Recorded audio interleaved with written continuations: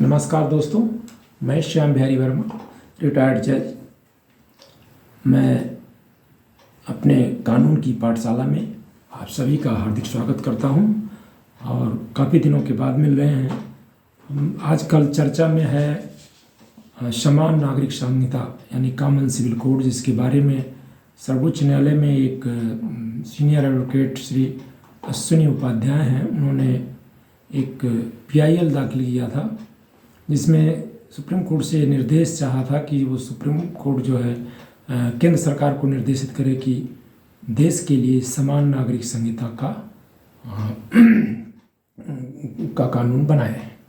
Supreme court में केंद्र सरकार का दलील था कि सुप्रीम कोर्ट ऐसा कोई निर्देश नहीं दे सकती, क्योंकि ये पॉलिसी का मैटर है। इसलिए पॉलिसी मैटर में विधायिका या लेजिस्लेचर जो होता है देश का, उसे कानून बनाने का अधिकार है और पॉलिसी मैटर में कोई कानून बनाने का निर्देश सुप्रीम कोर्ट नहीं दे सकती। दूसरा यह भी था कि अनुच्छेद 44 जो संविधान का है, उसके अंतर्गत नीति निर्देशक तत्व जो है राज्य के लिए, उसमें प्रावधान है कि सरकार प्रयास करेगी कि ऐसा कानून बनाए जो कि कॉमन सिविल कोड या समान नागरिक संहिता के रूप में हो और सभी के लिए, देश के सभी नागरिकों के लिए लागू हो।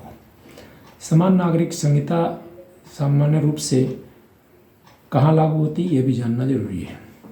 तो ये उन मामलों में लागू होती है जो उत्तराधिकार के संबंध में, संपत्ति के उत्तराधिकार के संबंध में है, फैमिली मैटर हैं जिसमें कि विवाह है, तलाक है और वसीयत करना, सक्सेशन है आदि, एडॉप्शन है यानी दत्तक ग्रहण करना या देना, इनके संबंध में होता है। तो इसका जो आधार है यह कि कानून अलग होना चाहिए, वो उसका धर्म से संबंधित नहीं होना चाहिए, यानी बिना धर्म, जाति, लिंग भेद के सभी समान रूप से सभी पर एक ही कानून लागू हो।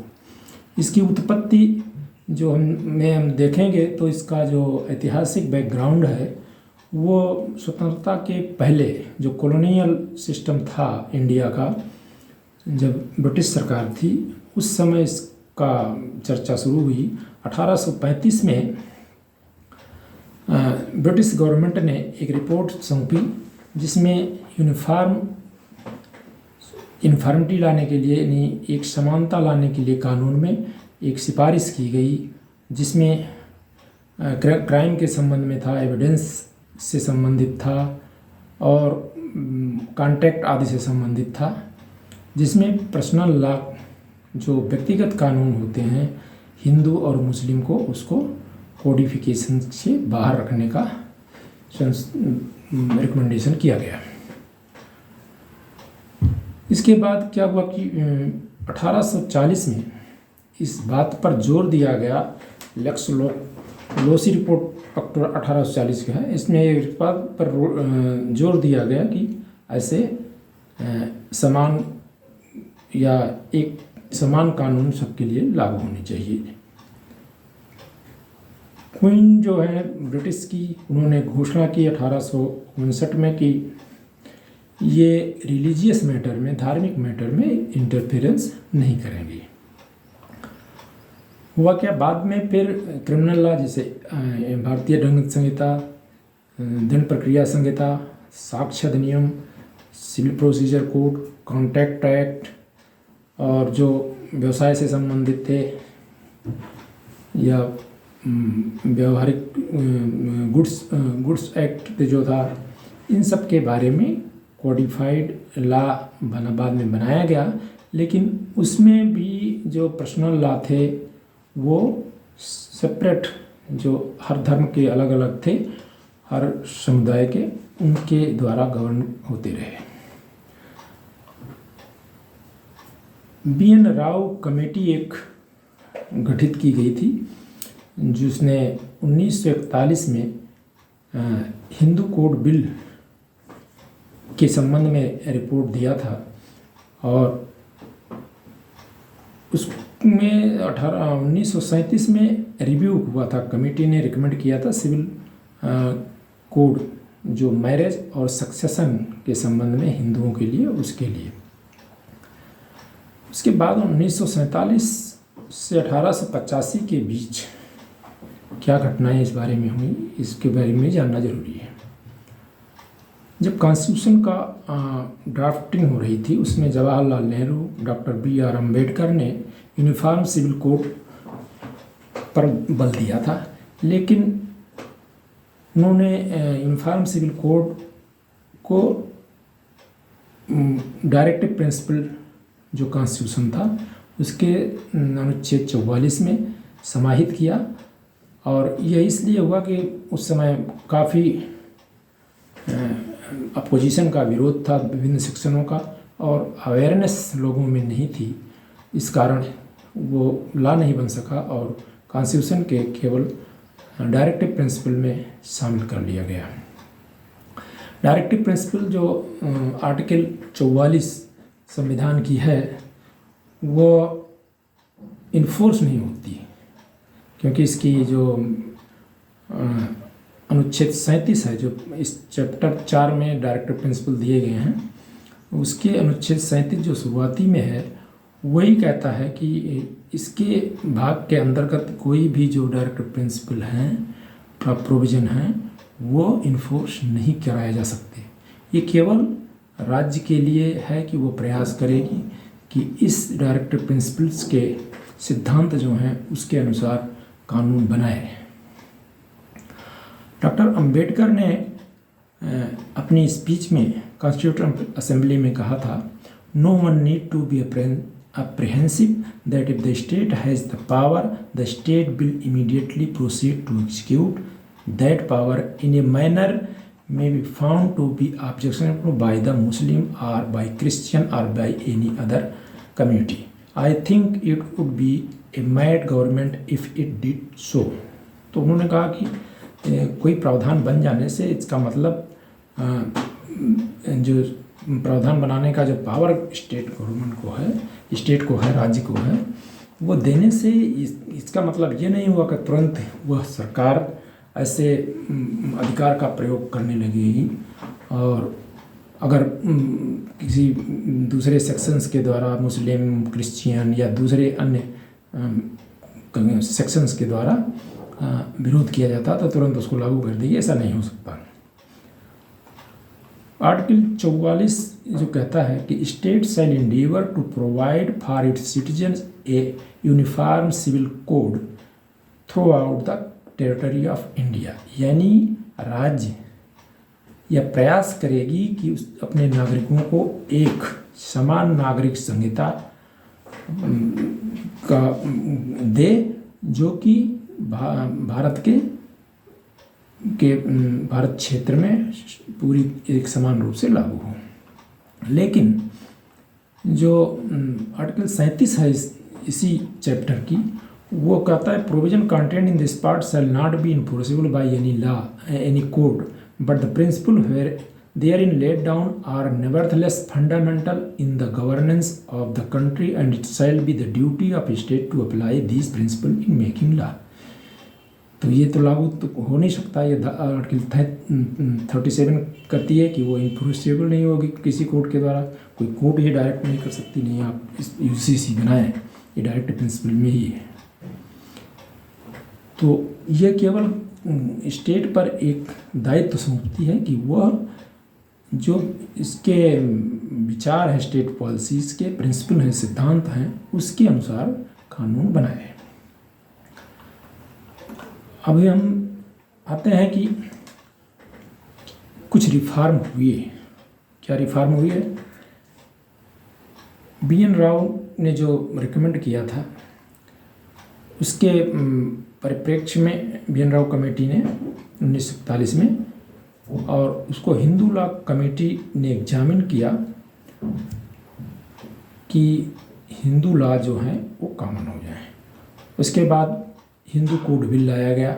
हिंदू कोड बिल का भी काफ़ी अपोज हुआ और 1952 में फिर से हिंदू कोड बिल जो एक बार पेश हुआ था, लैप्स हो गया अपोजिशन के कारण, वो फिर से लाया गया। लेकिन फिर भी वो सक्सेस नहीं हुआ। और इसके बाद हिंदू सक्सेशन एक्ट 1956 कुछ अमेंडमेंट के साथ लागू हुआ, जो हिंदू, बुद्धिस्ट, जैन और सिख को लागू होते हैं समान रूप से। यानी सक्सेशन एक्ट, उत्तराधिकार अधिनियम इन हिंदू, मुस्लिम, हिंदू, बुद्धिस्ट, जैन्स और सिख्स पर लागू होते हैं, लेकिन अदर जो दूसरे धर्म के मानने वाले हैं उन पर लागू नहीं होता है। अब इसमें भी हिंदू सक्सेशन एक्ट में भी थोड़ी लिंग भेद था एक तरह से, जो 2005 के संशोधन के द्वारा समाप्त किया गया। जैसे कि धारा 6 जो हिंदू सक्सेशन एक्ट है उसमें मेल यानी पुरुष को जो अधिकार दिए गए थे उसमें उनके बराबर अधिकार महिलाओं को नहीं दिए गए थे। और 2005 में जब संशोधन किया गया तो क्लास 1 हेयर्स जो में हैं वो मुस्लिम, हिंदू हों, ये मेल हों या फीमेल हों, दोनों के लिए समान अधिकार धारा 6 के अंतर्गत दिए गए, जो कि उपासनीय प्रॉपर्टी होती थी। इसके बाद Hindu marriage act, minority and guardianship act, adoption and maintenance act आए। ये सब हिंदू के लिए बनाए गए, जिनमें से बुद्धिस्ट, सिख, जैन और सिख शामिल है, लेकिन दूसरे धर्मों के लोगों को शामिल नहीं किया गया। स्पेशल मैरिज एक्ट जो 1954 में बना था, उसमें भी सिविल मैरिज जो पर्सनल लॉ के धार्मिक पर्सनल लॉ हैं उनके बाहर जाके करने के लिए प्रावधान किया गया है। कॉमन सिविल कोड के बारे में महत्वपूर्ण जजमेंट शाहबानो केस का सबको विदित होगा। और इसमें बाद में जो राजीव गांधी की गवर्नमेंट थी उस समय फिर इसको संशोधन किया और 125 धारा 125 के जो प्रावधान है उसमें संशोधन करके एक अलग मुस्लिम वुमेन्स के राइट ऑन डाइवोर्स पर कानून बना। और उसको ये अधिकार दिया गया मुस्लिम महिला है कि धारा 125 में जा सकती है या उस विशेष कानून के तहत जो केवल मुस्लिम के लिए है उसके तहत उसको जाने का अधिकार दे दिया गया। इसके बाद और भी डेनियल लतीफ़ केस था, उसमें भी कुछ ऐसे विवाद थे जो हिंदू मैरिज एक्ट के संबंध में कन्वर्जन के बारे में था। पर्सनल लॉ होते क्या हैं?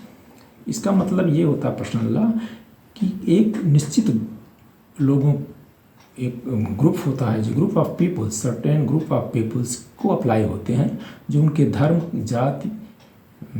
जाति विश्वास और मान्यताओं पर आधारित होते हैं, जिसमें custom, religious custom, religious text होते हैं, वो उनके आधार होते हैं। जैसे मुस्लिम धर्म है, हिंदू का था जो पहले, जो जब हिंदू लॉ नहीं लागू होता था उसके पहले, और ऐसे विभिन्न धार्मिक ग्रुप हैं जिनके अपने पर्सनल लॉ यानी व्यक्तिगत कानून हैं जो उनके अनुसार पर्सनल मामलों में गवर्न होते हैं।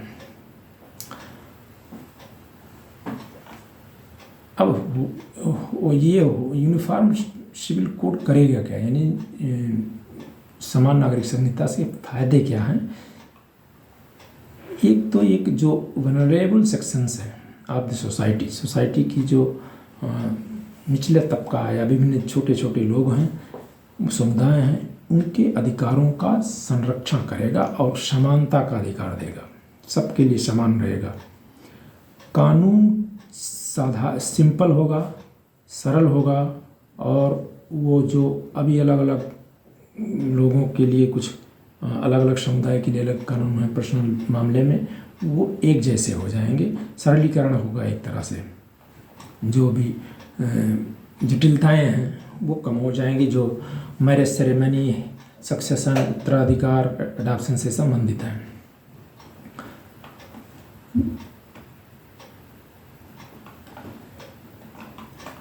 इसमें भरण पोषण की भी बातें आती हैं, वो भी शामिल है। इंडिया में अभी यूनिफॉर्म कोड की स्थिति क्या है, तो इसमें Indian contract act, civil procedure code, evidence act आदि ऐसे क्रिमिनल प्रोसीजर कोड, ये सब एक्ट कानून ऐसे हैं जो सबके ऊपर लागू होते हैं। अभी एक और समस्या आई थी कि बीच में जो motor vehicle act central government ने 2019 में बनाया, उसको कुछ राज्यों ने मानने से इनकार कर दिया।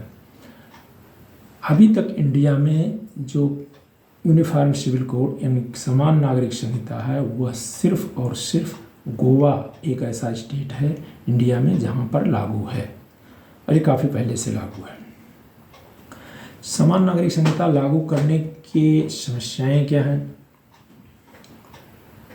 और उसके फ़ायदे क्या हैं, ये भी महत्वपूर्ण चीज़ है।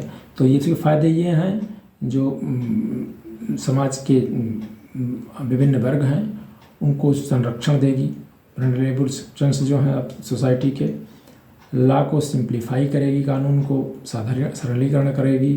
दूसरा, जो संविधान में सेकुलरिज्म प्रेम्बल में ही है, उसको सुदृढ़ करेगी, उस सिद्धांत को, उस भावनाओं को सुदृढ़ करेगी।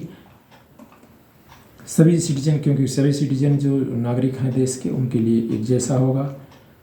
महिलाओं और पुरुषों में विभिन्न धर्मों में लिंग भेद है, उनके अधिकार के बारे में, तो वो दूर होगा। लिंग भेद की जो स्थिति है वो दूर होगी।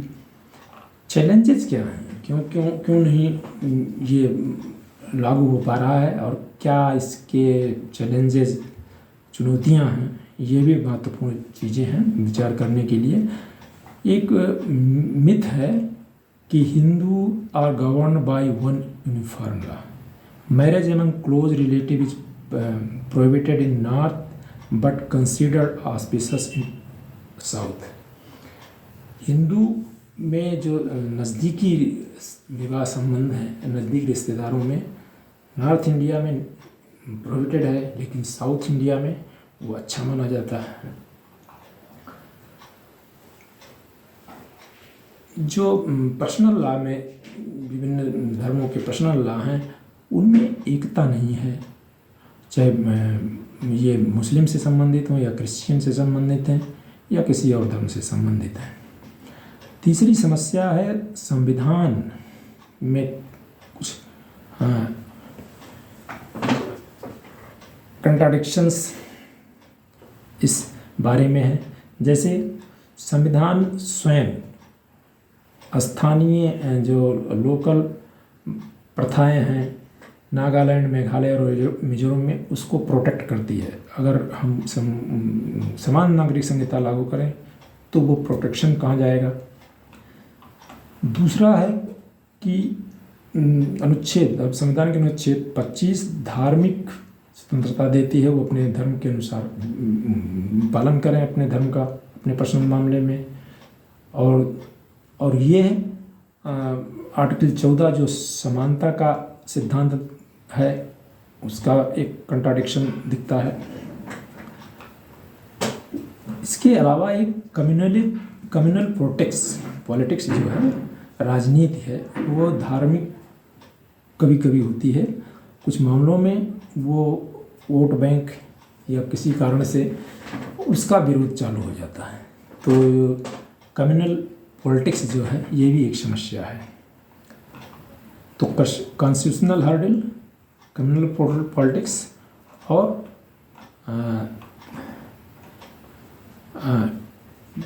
पर्सनल लॉ की जो डाइवर्सन है, यानी एक रूपता नहीं है, ये महत्वपूर्ण चैलेंजेज हैं।